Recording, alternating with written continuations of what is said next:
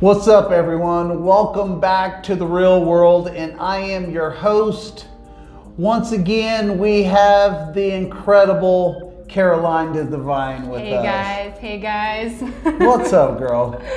I'm here today. I know. I'm happy to be here. Yes.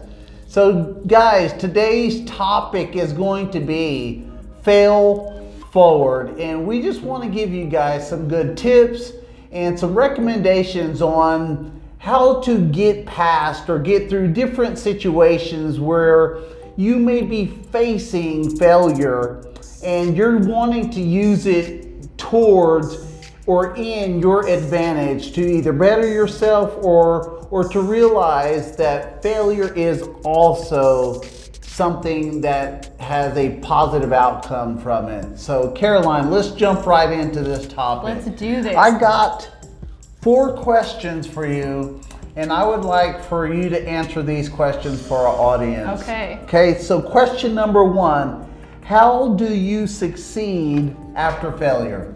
Ooh, okay. How do you succeed after failure? So, I don't really believe in failure. Here's the thing, I just don't. As long as you keep going, even if you decide to completely change directions, if you're like, you know what, I learned from that, it wasn't for me, and you pick up and go a completely different direction, you're still succeeding, you're still learning, you're still building. And so, a lot of it really is just about healing the ego. The ego is the most damaged part for whatever reason. You know, it could be embarrassment, it could be you told everyone you were gonna run this marathon and you got hyped up about it and then you didn't run the marathon, or you ran a mile of it and then you were like, I'm out. You know, and so a lot of that is more about how we perceive ourselves and how we want other people to perceive us. And so once you heal that side of it, picking up and moving on is so much easier. All right, so are you saying that when someone has a goal that they have in mind, is it more for them, or is it more for show for them to get a response from other people?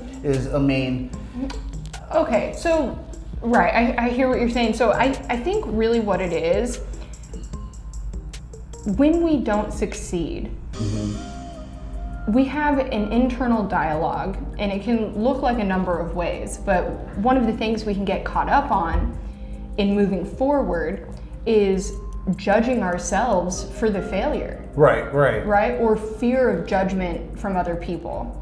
So not that necessarily it's to make a show by reaching your goal, but you know, let's say, for example, I'm starting a new business, but I've started 2 other businesses and they weren't successful, and my family's telling me you shouldn't start another business, you shouldn't do it.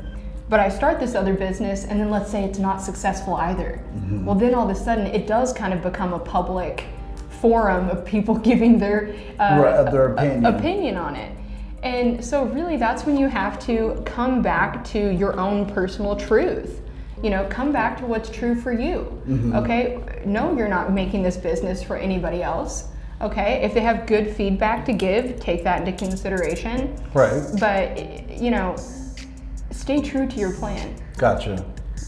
Yeah, you know, like she said, even if it doesn't work out, as long as you're putting your best effort into what you're trying to do for yourself, or what you're trying to create, or the business that you're trying to develop, that does not mean you have failed.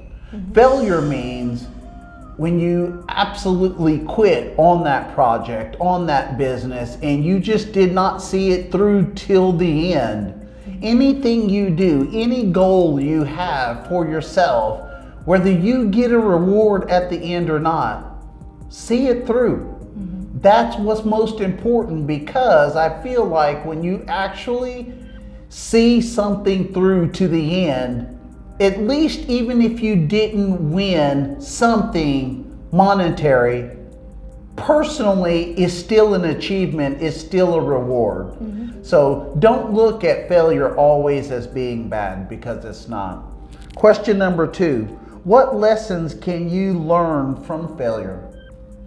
Oh my gosh, there's so many. I mean, really, failure is the best teacher if you can look at it from a neutral place, right? What we can do, like I said kind of before on the first question, was when we fail, we have a tendency to make it about us, right? There's something fundamentally wrong about me, and that's the reason why I wasn't successful. Well, and that can look like a label in so many different ways. It can be, well, I'm lazy, I've never been successful at anything, this is just another failure to add to the list. I mean, there's so many things that you can redirect that lesson being learned. So in order to fully get the most out of any kind of failure, it takes having really great self-esteem and pouring into your own cup every day. Yeah. So you know that I love myself, I'm a confident woman, I'm capable of anything, and when you come across that failure, it's not going to be devastating to who I am as a person, right? And then we just start looking at things very neutrally, right? So what could I have done differently? Could I have managed my time better? Okay. I used to say all the time, I'd be like, oh, I'm such a procrastinator. And then it went from I'm such a procrastinator to I work well under pressure. So I was still in this denial of wanting to actually fix the problem. Yeah. The problem is that I wasn't managing my time well. I was making the decision to Netflix or, spend my time differently. Right. But now what I've learned is I feel much more confident if I'm able to start a project ahead of time, put a little work in on it each day, and then when I have the finished product, I stand really confidently behind it, knowing that I didn't race to get it through 45 minutes before. So yeah, learning that lesson is about being able to perceive every step that was taken, look at what can I take accountability for, what was outside of my control, because there are just some things that are out of your control. Yeah, and own that too. Let that be, their problem if it's a person, or sometimes it's just freaking nature or things that we can't really control. So how can I better prepare for that next time? Lesson learned. Yeah, and like she's saying, when unexpected things pop up, guys, that doesn't necessarily mean you quit. Life throws at every single one of us, whether you want to admit it or not, unexpected things. And certain things in life become more of a priority than other things. And so you have to look at everything in that way, because otherwise all you're doing is transferring all of that negativity of why the unexpected got in the way. You're only beating yourself down. Having a realistic outview about the entire situation will help you better prepare in the future for whatever you have, whatever you want to accomplish, or whatever it is that you want to achieve. Now you can plan differently, and maybe that unexpected thing won't happen this next time around. So with that said, question number 3, what does fail forward commitment mean? Fail forward. Okay. I love this because it was actually, my answer is exactly what I was thinking right before you asked that. Okay, so when you have a goal that you're trying to reach and you really want this thing, right? Whatever it is, if you're losing weight, starting a business, wanting to buy a house, wanting to start a family, whatever that looks like for you, once you make that decision that I'm going to do whatever it takes until I reach that goal, I'm going to do whatever it takes, you're all in, okay? That makes the world of difference, because then when you have a failure, you know that you're not quitting. You know that it's not going to be done.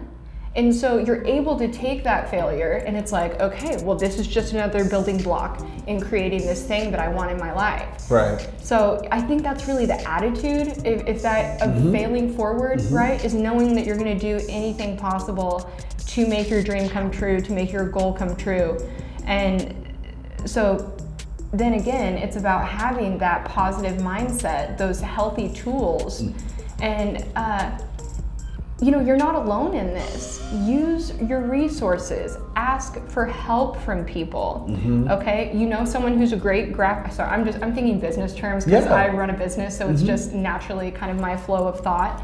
But let's say you have a business and you're feeling overwhelmed. You're doing everything by yourself. Because you can't do it all by yourself. Trust me. Truly, find ways to automate. Find ways to make things easier. And that goes for anything, not just a business. How can I automate things in my life that make it easier? Can I set reminders on my phone that will help me so I'm not just feeling overwhelmed by my to-do list, Do that, ask for help, call people in, let them know about your goals, okay? Because when you start having a negative mindset, which sometimes happens, it happens to everybody, no matter how healed and evolved and determined you are, people get those moments of doubt where they're like, am I qualified to do this? Will people believe me? Do people support me? And so when you've already created a support system for yourself, those are the people you fall back on in those moments. And they're gonna be there to tell you, hey, Daryl, stop acting like that. Remember, you were successful at this, you were successful at that, you were successful at that. And so it's a safety net, which can help you bounce back even faster. Yeah, and just going off of what she said, I can remember, guys, when I was competing and going to a show, I didn't do that well. I came back home and everyone at the gym would ask me, are you upset or are you mad? But my response to them was, I did everything in my power to make sure I could be my best. You being judged by judges is not in your control.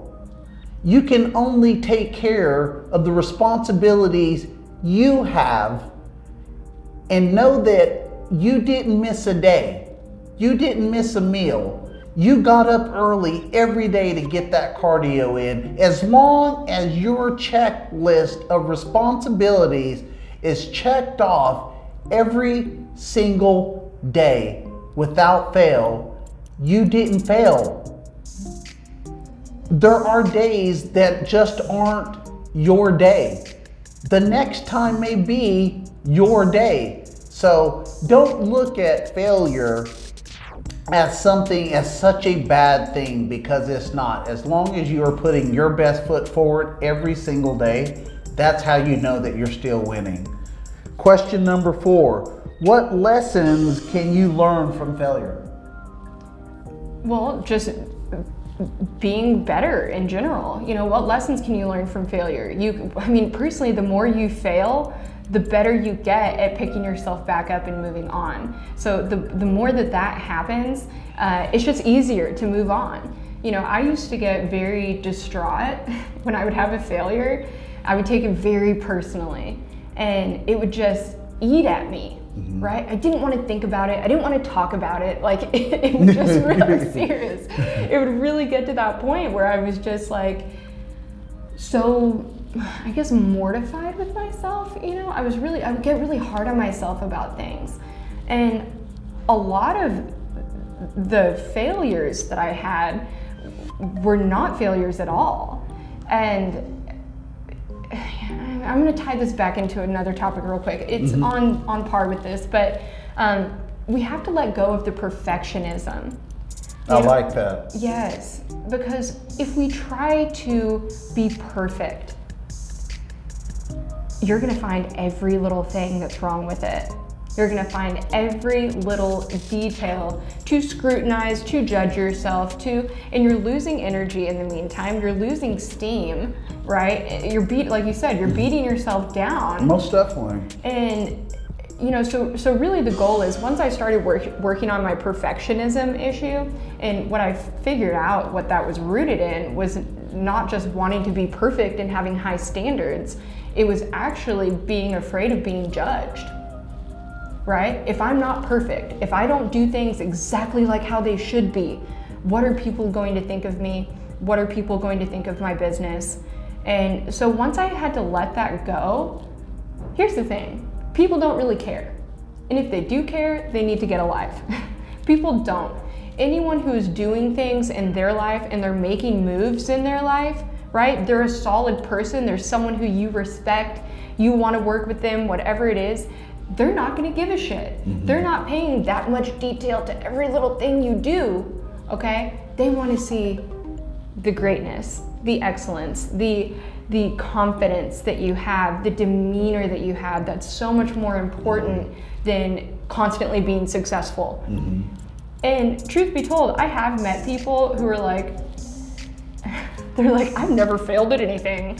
I'm number one. I'm successful at everything I do. And I just feel like they're so full of shit. And then when they have, I just feel like that's it. I feel like they're so full of shit. And when they get that failure, they're gonna crumble, right? Right, and it's just speaking of that, because you're so right, because if you're always killing it, you're always getting number one. As soon as you get number two, like she said, your whole world becomes a disaster. You have to be okay with failure. Failure is that one thing in your life where you find that remedy, you find what is going to make you better. It's that one thing in your life, it's that growth factor in your life where it's either going to completely damage you as a person, or you're going to find a solution to whatever it was that kept you from being better, to finding something that does make you become your best. Yeah. And so if you don't do that and all you do is wallow and focus on the negativity, I honestly, guys, feel like you will keep spiraling out in a uncontrollable manner. And it's really up to you guys to make sure that you are controlling that. Because if you don't, then you'll start seeing it affecting other people in your life. You'll see it start affecting your work. You'll see it start affecting your personal relationship with your spouse or your partner. You'll see things start to become dysfunctional that totally does not need to be dysfunctional. Failure doesn't mean your whole life is no good. Failure means that you dig deeper into why you failed and you grow from it. So upon that being said, these are some of the tips that I got from Inc.com or Incorporated.com. And it says, have no regrets. And I believe that because anytime you fail, you cannot regret the fact that you did it. You can't regret that you put your absolute best into doing whatever it is you set your mind to do. And if you are beating yourself up over why you may have failed, you're not doing yourself any justice. What do you think? No, I think that that's excellent. And on top of that, I just wanted to add something to this because it just occurred to me while we were thinking, there's a big component of failure. And you have to ask yourself, one of the things that you need to reflect on after you have a perceived failure is, was there actually self-sabotage involved? Because sometimes we will get so close to reaching that goal, right? And then we get terrified. We're like, oh my God, what if I actually win? What if I actually do amazing? And we freak out because we feel all of this pressure, right? And so people can strategically self-sabotage. And that may look like eating spoonfuls of peanut butter at 3 o'clock in the morning, Whatever it is. No, for real, there's this cookie butter from Trader Joe's it's a problem. It's a problem, okay? I need to get it out of my house or else it will be self-sabotage for me. I know this about myself now that I can't have it around. So kind of on that loop is that's what you do though. You figure out your weakest points, right? Because we all have weaknesses. You figure out your weakest points, and then you strategically do things to get that sabotage out of your life, right? So, maybe I need to go home and throw away the cookie butter. Maybe I need to, clean out the entire fridge or whatever it is to secure that success. Yeah, and, just going into more of what she was saying, guys, your willpower is stronger than what you believe that it is. Under any circumstance, okay? Yes, food is such a huge addiction when you're hungry.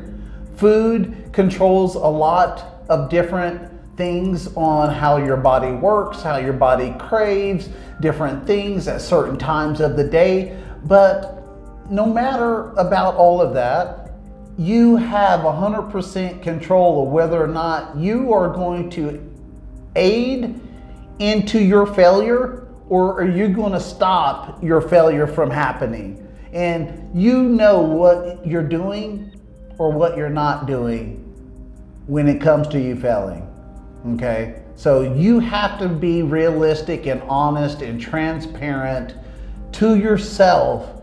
And if you're always speaking on what you were talking about, when you're always having that mindset and telling yourself just negative things, you have to, at some point when you fail, start giving yourself some type of positive affirmation. It is important. The more you keep beating yourself down, the more you will never try something different or something else to accomplish. It's important and advantageous to you to not do that. Don't beat yourself down, ladies. Don't beat yourself up, guys, just because you didn't get first place at your first show or at your first marathon or whatever it may be. There's always another opportunity, okay? Tip number 2, accept reality. I think so many of us, even myself, when I first started bodybuilding, I didn't really have a full glimpse of reality into bodybuilding because I always thought in the beginning it was just fun. And so once I started figuring out this is a business, not just fun, because of the amount of money that I'm putting into this investment, into this sport, into something that I'm enjoying doing, I also understood that failure was going to be part of that. I also knew that I wasn't going to win every single thing that I did, but looking into my blueprint is what I would always tell myself on my diet or my training or whatever it may have been for me to come back the next time to be better. I'm suggesting that you guys do the same thing. So for you, what are some of the things that can help people accept reality when they're trying to, between the balance of failure and reality, what are some of the things that people can do? So I think when you're going into something new, like you said with bodybuilding, right? Do your research, know what's going to be expected of you. And I want to share a story because it's pretty ridiculous, but it's hilarious now. So I was always ambitious, right? Even as a kid, at one point I was in like 5th grade. I wanted to be a fashion designer. And so I had this sketchbook of all my designs, and I had all my little friends come out on the playground and they'd walk the runway, and I'd be like, because this is when, Project Runway came out, and they'd be like, no, you're gone. And so I thought I was having my own little deal. So a couple years later, I came across this journal recently, and I had written out an entire business plan for this business I was making. Well, my business plan, like the entire business was developed over the course of like 3 weeks. And like day 1 was I start my business. Day 2, open my brick and mortar store. Day 3, have franchises. It was very fast. So by the end of it, like the 3rd week, it was a publicly traded company on the, New York Stock Exchange. Man. I know. Talking about goals. Yes, and but totally not based in reality, right? So sometimes when we're not sure of what it takes to be successful, we can make these goals that are just astronomical, that are not based in reality. And so then, if I would have followed my business plan that I made when I was 12, I would have been so defeated on that 3rd week when I figured out that I'm still just designing the logos of my business or whatever, and not being publicly traded. So it's so funny. I was dying laughing when I found that, because I was like, I loved it, but at the same time I was like, that's hilarious. Yeah. Like, companies spend years and years and years. But yeah, so, accepting reality, accepting what's realistic. If you're wanting to lose weight, understand you're not going to lose 50 pounds in 2 weeks. And anything that promises you that is a hoax and a scam, and they're trying to get your money. Right. So, usually things are slow and steady, which is how we want it, because that's what is really going to prevail and have that long-term success. Yeah, and just like she said, that's why certain things, guys, is called a journey. That's why it's called a process.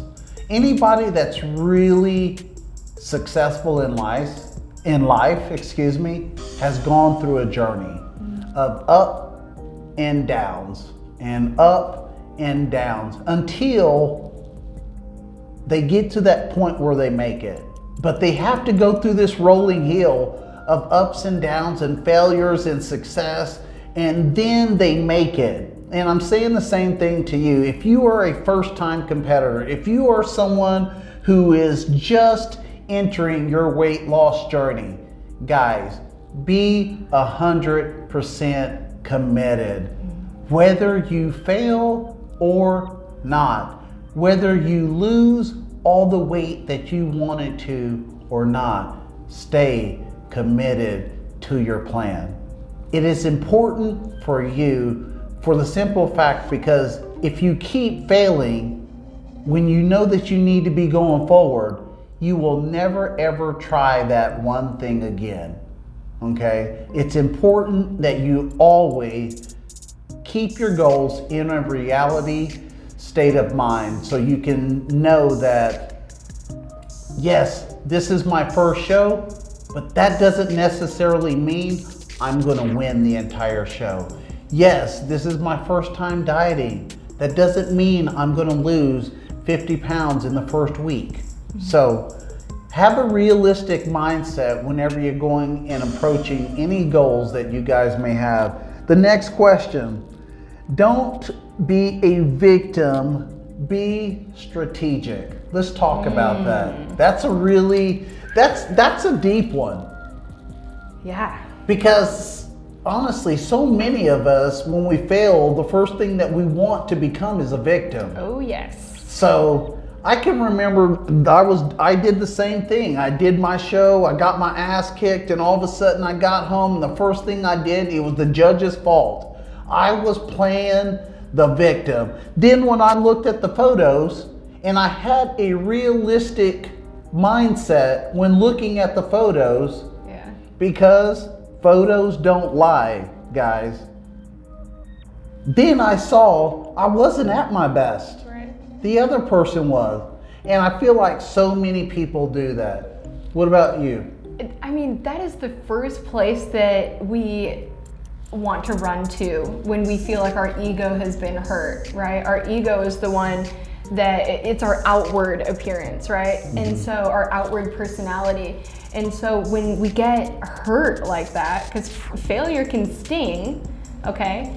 The first thing we want to do is be like, well, if my boyfriend wouldn't have been stressing me out, then I wouldn't have been stress eating. If this wouldn't have been that way, if I wouldn't have, my boss at my job has been doing this and that. We want to create this story around ourselves that takes the pressure off of us. But really, so what? Is that healthy? Is that healthy?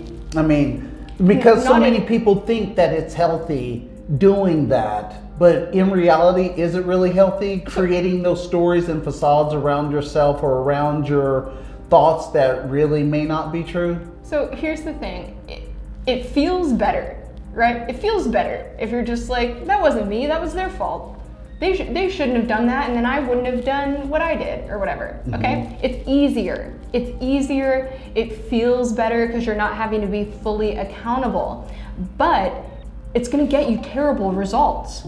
You will have, and I know everybody knows someone like this in their life, okay? Think of that one person who has not accomplished anything in their life. They're probably a pretty gloomy person to be around. And guess what? They blame it on everybody else around them. They blame it on mom, they blame it on dad, they blame it on society, they blame it on, whatever it is, because they haven't reached their goals. And so you have to look at the result of it. I don't really believe that anything is like good or bad or this is wrong, that's the right way to do it. I believe in everything being results based, okay? So for the results that I'm trying to achieve, which is to have a successful business, to lose 10 pounds, whatever it is, if that is the goal, is this supporting my goal or not supporting my goal? Right. And so blaming everybody else is not supporting you and getting you to where you want to be. Gotcha. Let's talk about what are some strategic things people can do when it comes to failing or getting past failure. Yeah, so I think what you can do strategically is, again, that self-care, okay? Work on your confidence, work on your self-esteem. If you have underlying beliefs about yourself, because we all do, we have what's called self-limiting beliefs, okay? Which can look something like, I'm not capable, I'm fearful, I'm not successful. We have these little underlying nagging beliefs. And so part of the work I do with my clients is going back and identifying what are those non-working beliefs that are working against you. Yeah.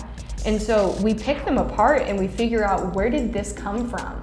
When did I first learn this about myself? And what we find is that it usually happens before the age of 8. So by 8 years old, you have this storyline about yourself, positive and negative. Okay, there's two sides, but the negative can be obviously a lot more harmful. And so we pick those beliefs apart and we heal that side of ourselves. And there's lots of information online about how to do that, different journaling practices, different energy healing type of methods. So I always suggest, if you're going to do something very bold with your life, very big with your life, okay, you've got to have this network around you, okay? The self-care, the mentors, the support system, the family, right? All of that is working in your best interest. And so in my mind, that is being strategic, right? I like that. Yeah, I mean, that's what we're speaking about today, guys, failing forward. And everything Caroline just said is exactly what every one of us should be doing every day. I don't want you guys that listen to this podcast and you run out and you tell yourself that you're going to do something great. And what I want from this podcast that you guys may be listening to at some point, that no matter what you do in your life, whether you get there in 1 day or 100 days, or it takes a year, please fail forward.